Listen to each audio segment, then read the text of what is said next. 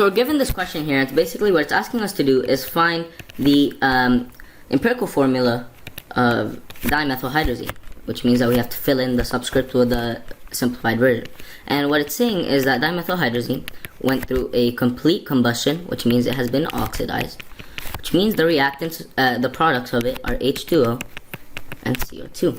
And in the question, they gave us the mass of H2O, 1 grams, and that of CO2, 2.5621 grams. And through the periodic table, we found the molar mass, which is 18.02 grams per mole, and the molar mass of CO2, which is 44.01 grams per mole. And through this, we can find the moles of hydrogen, which are 0.23185, and this is basically the mass over the molar mass, and the moles of carbon, which are 0.058216. Now, by doing this, we can find the mass of carbon, and I'll tell you why this is useful later, which is grams per mole times the molar mass that we just calculated times the moles that we just calculated, which is that.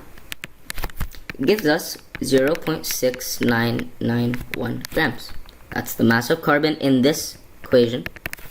And the mass of hydrogen, which is 0.23185 moles, multiplied by the molar mass, which is 1.0 grams per mole.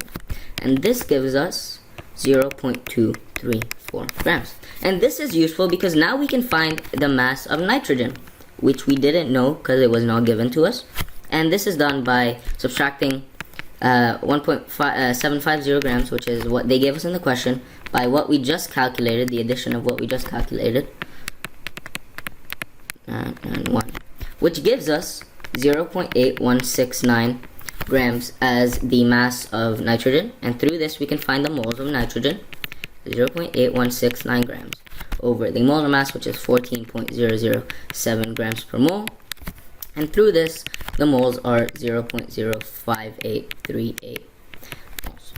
So now we can find the mole ratio of each one by dividing by the lowest number of moles calculated here. In this case, it's carbon. So we divide carbon by 0.58216, which gives us 1. We do the same for hydrogen to find its mole ratio. So the mole of hydrogen that we calculated before divided by that of carbon. And the same for nitrogen. And the moles of nitrogen calculated are very similar to that of carbon, actually. So it would also give us 1. For hydrogen, gives us 4. This means that this is a 1 to 4 to 1 relationship, or ratio, you can say, which means that the empirical formula is going to be C1H4N1. And of course, we don't write the 1 because this is not high school.